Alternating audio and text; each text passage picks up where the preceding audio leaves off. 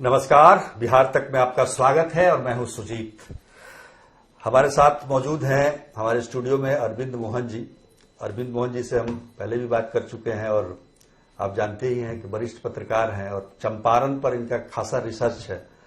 5 पुस्तकें इन्होंने लिखी है, खासतौर पर चंपारण आंदोलन, गांधी जी के चंपारण आंदोलन को लेकर, और बेतिया राज से जुड़ा हुआ मामला अभी चल रहा है। बेतिया राज के बारे में अरविंद जी बहुत जानकारी इतिहास के तौर पर देखा जाए तो काफी कम जानकारी मिलती है। आपने जो काम किया उसमें कहीं ये मतलब चंपारण का जो काम किया उसमें बेतिया राज तो अकबर के पीरियड से आया है। उसके पहले का ये इलाका किस रंग रूप में था बहुत क्लियर नहीं है। और जो राज परिवार जिसको इसमें है कि शाहजहां से आया है, कहीं पढ़ा हमने।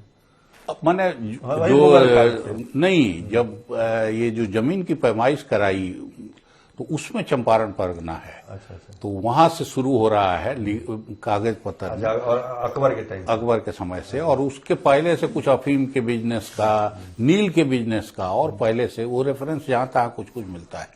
लेकिन इस राज के साथ जो लोग जुड़े थे, भूमिहार थे वो लोग, और जेठरिया भूमिहार हैं। आज के तारीख में जेठरिया काफी बड़ा माना जाता है। और जो इनका अपना जिक्र है वो ये माना जाता है कि ये रति राउत का परगना। और ये लोग जेठरिया भूमिहार लोग, रति राउत का परगना। अच्छा, परगना नाम है। हाँ, जो कागज में ये नाम है वो ये इस इलाके को रति राउत का परगना बोल। तो ये परगना अगर रति राउत का है और इनके आदि पुरुष हैं रति राउत भूमिहारों के, जेठरिया भूमिहारों के। अब जाति पे बात जाएगी तो थोड़ा ज्यादा लंबा हो जाएगा, मैं उसको, लेकिन रति राउत अहिरों के भी आदि पुरुष हैं, दुसाधों के भी आदि पुरुष। और ये मैं अपनी ओर से नहीं कह रहा हूं, बड़े भारी भूमिहार परिवार के सैजान सिन्हा की किताब का रेफरेंस दे रहा हूं। और आदि पुरुष ही नहीं, कुलदेवता एक ही हैं इन सबके। तो वो एक अलग पक्ष है। लेकिन ये लोग मजबूत जब हुए हैं तो फिर मुगल पीरियड से इनको एक तरह से मान्यता मिलनी शुरू हो गई है और मिलने लगी। और राज फिर अलग टेस्ट के लोग आए और एक से एक बढ़िया टेस्ट के लोग आए। जैसे मुगलों में औरंगजेब के समय जब ज्यादा जुल्म बढ़ा तो काफी सारे संगीतकार भागे, वो इन इलाकों में आए और यहाँ रहे। बेतिया ध्रुपद के की चारों बानियां आज के तारीख में कहीं नहीं गाई जाती। बेतिया के गायक अभी भी गा लेते हैं चारों बानियां। तो वो भी नहीं है। सदारंग अदारंग जैसे बड़े आर्टिस्ट मुगल दरबार के, वो भागे तो बेतिया में रहे और फिर बेतिया से वहां गए।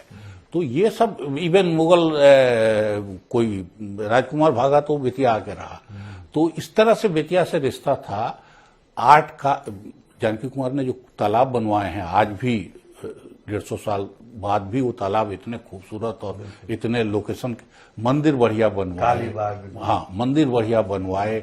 ये वाममार्गी पूजा का कलकत्ता के बाद सबसे बड़ा सेंटर था। हाँ, वाममार्गी पद्धति के पूजा पद्धति कहीं नहीं थी।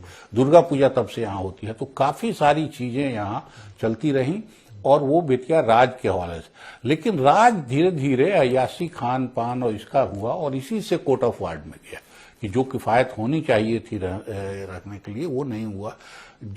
और राजा ने ऐसे ऐसे विद्वान बुला के रखे अपने यहाँ, एक से एक विद्वान, हर फील्ड के लोग आए, सबको बढ़िया वृत्ति दी गई। सब लोग वहाँ आराम, मतलब जमीन दी गई, गांव दी, जमीन नहीं, गांव दी, गांव दिया गया कि आप इतने के राजस्व वसूलिए और खाइए पीजिए रहिए, आपको वो उसकी चिंता नहीं।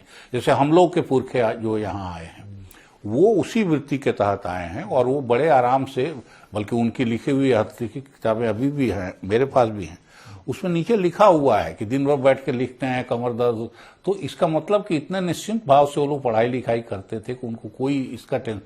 पशु खूब सारे हैं, खेती खूब होती है और बाकी चिंता नहीं। आप विद्वान हैं तो आप पढ़ाई लिखाई, ये व्यवस्था अगर कोई राज करने लगा हो। संस्कृत के विद्यालय चलते थे, मदरसे चलते थे। संस्कृत के विद्यालय तो हर 2-3 गांव पे चलते थे। तो ये उसमें कुछ राज्य से भी मिलता था, कुछ समाज से भी मिलता था। तो ये व्यवस्था सब चलती रही। लेकिन जब ये उस पोजीशन पे आ गया कर्ज दो, और फिर तब षड्यंत्र अंग्रेजों का असली शुरू हुआ और अंग्रेजों ने इस राज को कोर्ट ऑफ वार्ड में लेने के लिए कई किस्म के षड्यंत्र रचे, इंक्लूडिंग महारानी को पागल डिक्लेयर कराना। महारानी जानकी आखिरी महारानी जो थी उनको पागल डिक्लेयर किया गया और पागल डिक्लेयर करके राज को कोर्ट ऑफ वार्ड में ले लिया गया। अंग्रेज मैनेजर बैठ गया और वही सब चलाता था। एक एक पैसे के लिए उसकी इजाजत की जरूरत होती थी। और बेतिया राज का मैनेजर, आपको शायद आश्चर्य लगेगा, उस जमाने में आईएएस आईसीएस से बड़ा होता था, कलेक्टर से बड़ा होता था, क्योंकि इतना फंड किसी कलेक्टर को फ्री हैंड, खाली फंड नहीं, फ्री, कलेक्टर तो कानून से बंधा होता था, बेतिया राज में तो अपना कानून है। तो इसलिए बेतिया राज में बाद में नीलहों ने भी इसी तरह के लड़के रखे, नए ब्राइट, जो आईसीएस, जितनी तनख्वाह कलेक्टर की थी उससे ज्यादा नील के मैनेजरों की तनख्वाह थी। ऊपर से एक आना माने 6-7% बोनस उनको दिया जाता था। साल में जितना मुनाफा होगा उसका बोनस मिलता था। तो बेतिया राज बहुत अंग्रेजी हुकूमत के लिए रेवेन्यू जनरेशन का भी और प्लस लूट का भी। बाद में हिंदुस्तानियों ने भी वही किया। आजादी के बाद खास तौर से जब देश आजाद हुआ और इनको फ्री हैंड मिल गया तो इन्होंने भी वैसे ही लूटा। भाई ये महारानी के बारे में चर्चा हुई, महारानी को लेकर बहुत सारी किदवंतियां हैं, उनके बारे में आपने कुछ? असल में देखिए, सबसे दिलचस्प कहानी, मैंने तो गांधी पर फोकस किया, तो पुलिस रिकॉर्ड में ये मिलता है कि गांधी ने किसी को भेजा, महारानी तब तक चली गई थी इलाहाबाद, तो 1917 में जब आए गांधी जी, हाँ, तब तक महारानी ने ये कहा कि बेटिया अब मेरा कोई नहीं है और मैं तो बच्चे की तरह इसको मानती थी, लेकिन हमको इन लोगों ने पागल डिक्लेयर किया है और ये किया है हमारा राज हड़पने के लिए।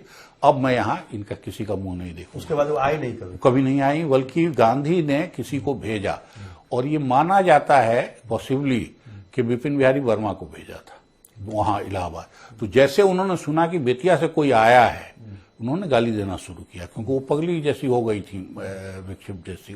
उनके विक्षिप्तता के किस्से बच्चन जी के आत्मकथा में है। अमिताभ बच्चन वगैरह उसी कैंपस के बगल में रहते थे।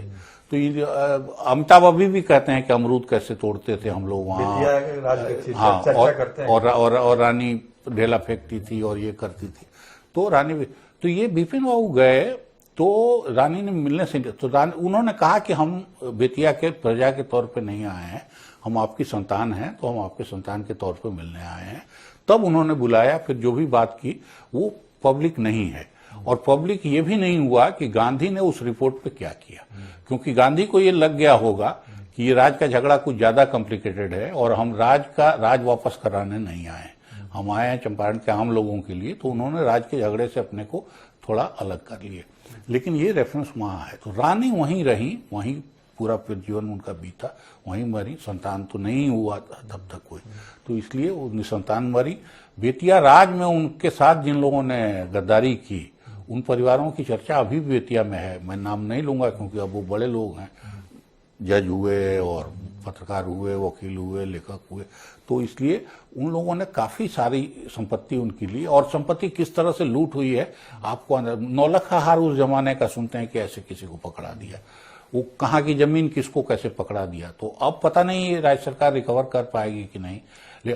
और सबसे बड़ी लूट फाइनल तो डकैती में हुआ कि वो सारा, उसके बारे में कुछ बताइए। तो उस डकैती, सबसे बड़ी डकैती हमको, मतलब पूरे बिहार की अगर देखा जाए तो वो डकैती कितनी बड़ी थी इसका कोई हिसाब ही नहीं, क्योंकि ये प्रॉपर लिस्टिंग ही नहीं है कि क्या क्या वहां रखा हुआ था। लेकिन उस डकैती फिल्म देख के हुई, और वो फिल्म में जैसे दुर्गा पूजा में ये बाजा बजाया जाता है, उसके संग बाजा बजा ठीक उसी समय हुआ। पीछे की तरफ, अच्छा, पूजा जहां होती है ठीक उसके पीछे ही वो उसमें वो तोड़ा गया उसका खजाना और उसको लूट हुई। उसमें एक अपने यहाँ के क्रिमिनल का नाम बढ़िया, जो बाद में एमएलए वगैरह भी हुए, उनका नाम तो आया, लेकिन उन्होंने भी कैसे किया, क्या किया, किसको बांटा, कैसे वो केस खत्म हुआ, वो सब कभी। लेकिन जो भी जानकार लोग हैं बेतिया राज की संपत्ति और जायदाद को, उनका मानना है कि ये बचा खुचा ही चीज था। असली माल तो आजादी के पहले या आजादी के बाद ही अंग्रेज ले गए, या जो बचा था वो बाद में जो भी मैनेजर हुए लोग, वो लोग लूट के ले गए। ये बहुत थोड़ा बचा कुचा था, तो यही लूट हुई है। और इसी को हम सब लोग बहुत बड़ा मानते हैं कि अरबों का हुआ। तो आपने कहा कि बेतिया राज के जो मतलब परंपरा रही है, विद्वानों को बसाना, ज्योतिषाचार्य, जो बहुत सारे संगीतकार, तो उनके आखिरी राजा जो थे हरेंद्र किशोर, उनके बारे में क्या जानकारी दी थी? हरेंद्र किशोर के लिए मैंने एक किताब की है और थोड़ी वो पुराने उस समय के पत्रकार, तो हरेंद्र किशोर उनसे कहीं संपर्क में आए तो हरेंद्र किशोर के लिए यही बार बार कहा जाता है, काफी मोटे थे वो, कलकत्ता में उनसे कहीं मिले थे वो तो, और उनके शरीर का ही किस्सा बहुत सारा कुछ है कि उनसे चलने फिरने में भी तकलीफ होती थी, इतने मोटे और होते गए निरंतर। निसंतान होने में भी शायद मोटापा उनकी एक वजह है कि जिससे मोटापे की वजह से वो निसंतान रहे। राज परिवार के बच्चे थे तो ज्यादा लाड़ प्यार हुआ होगा, खाना पीना। अच्छा, उस समय के खाने पीने के किस्से भी बड़े हैं बिटिया के। उसके पहले बिटिया, आज के बिटिया को उस समय के बिटिया से नहीं मिला सकते। आज का बिटिया तो काफी कुछ बंगालियों और रिफ्यूजियों के आने के बाद से और पंजाबियों के आने के बाद खान पान सब बदला है। उस समय का बिटिया एकदम डिफरेंट था और उसमें मांस मछली बहुत है, चावल बहुत है, दाल, उसके किस्से सब बहुत हैं। चंपारण मीट वहीं से तो नहीं है? चंपारण मीट वहां से आया हो ना आया हो, लेकिन टेस्ट के लिए जो किस्से हैं सब, वो असल में चंपारण के बकरों का, चंपारण की मछलियों का, चंपारण की झीलों का जैसे अलग स्वाद है उस मिट्टी का और इसका, तो ये पॉसिबल है कि तो उस समय के किस्से ये सब हैं काफी, लेकिन बाद की चीजें काफी बदली हैं। रानी के समय तक के राज दरबार के जो भी किस्से हैं, थोड़ी कहानी मैं इसलिए भी थोड़ा ज्यादा कह सकता हूं कि मेरे नाना दुभाषिया थे रानी के। अच्छा। भोजपुरी और अंग्रेजी का लिंक जो चाहिए, हाँ, जानकी कुंवर अगर कुछ बोलती हैं तो उसको अंग्रेजी में बोलना, और अंग्रेज जो कुछ बोलता है वो मैसेज यहाँ, और वो पर्दे के चलते सामने नहीं जाती थी, तो वो एक मैसेंजर का काम वो करते थे। तो कुछ किस्से वो उस तरह के उनसे सुने हैं या परिवार में वो किस्से चलते हैं, लेकिन महारानी के बारे में कोई शिकायत, सुंदरता के उनके किस्से, उनके बलमनसाहत के, उनके धार्मिक नेचर के, उनके कला प्रेम के, उनके सौंदर्य बोध के।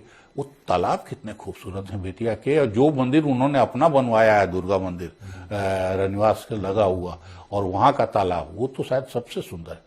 और विशाल तालाब हैं और इतने बड़े, हम लोग तो बात तक सुनते थे उसके मछलियों के किस्से, उसके इसके। अच्छा, आप शहर अब इतना बस गया, इसके बावजूद उन तालाबों की कल्पना करिए कि चारों कोनों पे तालाब हैं इतने खूबसूरत बने हुए। तो मीना बाजार उनके पहले बना है, लेकिन मीना बाजार उस एक जमाने में कोई चीज वहां, माने नाव से, छत के नीचे, नाव से लेके सुई तक हर चीज, साग सब्जी, मतलब मॉल का कंसेप्ट उसी समय से है। और वो आंगन उसका इतना खूबसूरत है, उसकी छतरियों के नीचे सारी दुकान है, दुकानों के बीच में गैप कि ग्राहक खड़ा होगा तो स्टॉक आएगा, तो वो कोई चीज उससे छूटा नहीं।